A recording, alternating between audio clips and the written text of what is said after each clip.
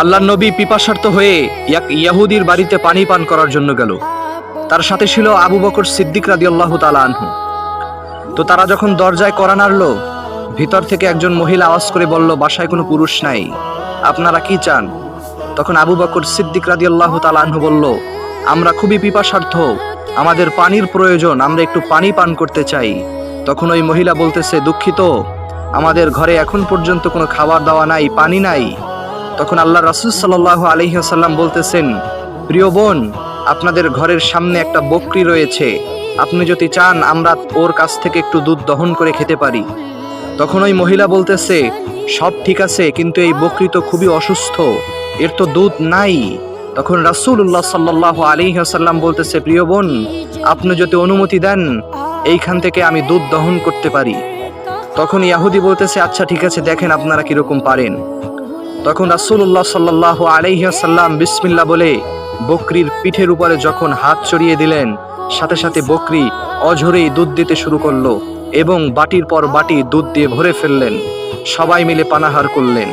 ঘর থেকে ছোট একটা বাচ্চা এই ঘটনা দেখতেছিল, সাথে তার মাও দেখতেছিল এবং সবাই দিশে হারা হয়ে গেল।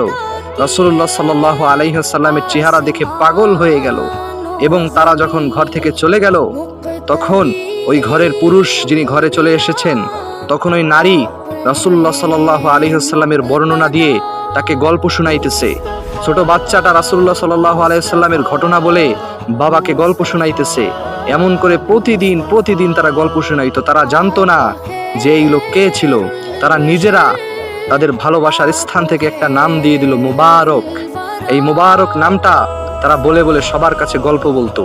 একটা সময় এলাকার সবার কাছে এই গল্পটা বলা ছিল যে একজন এসেছেন, বকরির পিঠে হাত দেওয়ার সাথে সাথে অসুস্থ বকরি দুধ দেওয়া শুরু করেছে। এই ঘটনা ছড়িয়ে পড়ল গোটা মদিনার জমিনের মধ্যে। তো একদিন হযরতে আবু বকর সিদ্দিক রাদিয়াল্লাহু তাআলা আনহু বাজারের মধ্য দিয়ে হাঁটতেছেন। তৎক্ষণাৎ ওই ছোট বাচ্চাটা তার মায়ের সাথে বাজারে দিয়ে যাচ্ছে।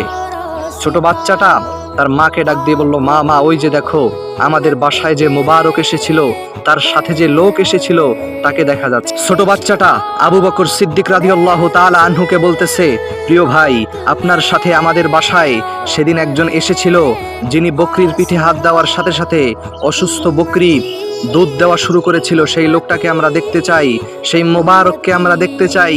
তখন আবু বকর সিদ্দিক বলতেছে, তার নাম তো মুবারক না, তার নাম হচ্ছে মুহাম্মাদুর রাসূলুল্লাহ সাল্লাল্লাহু আলাইহি ওয়াসাল্লাম।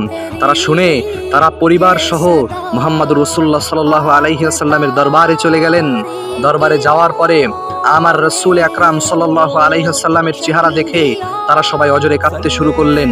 গোটা এলাকাবাসী তাদের পিছনে পিছনে এই গল্প শুনে চলে এসেছে এবং রাসূলুল্লাহ সাল্লাল্লাহু আলাইহি ওয়াসাল্লামকে ওই ছোট বাচ্চাটা এবং তার পরিবার এলাকাবাসী সবাই বলতেছে, আপনি আর দেরি করবেন না, মেহেরবানি করে আপনার ধর্মের একজন মুসলমান হিসেবে আমাদেরকে আপনি কালিমা পড়িয়ে দেন, আপনার উম্মত হিসেবে আপনি আমাদেরকে কালিমা পড়ান। ইয়া রাসূলুল্লাহ, আমরা আপনার হাতে কালিমা পড়তে চাই। সুবহানাল্লাহি ওয়া বিহামদি।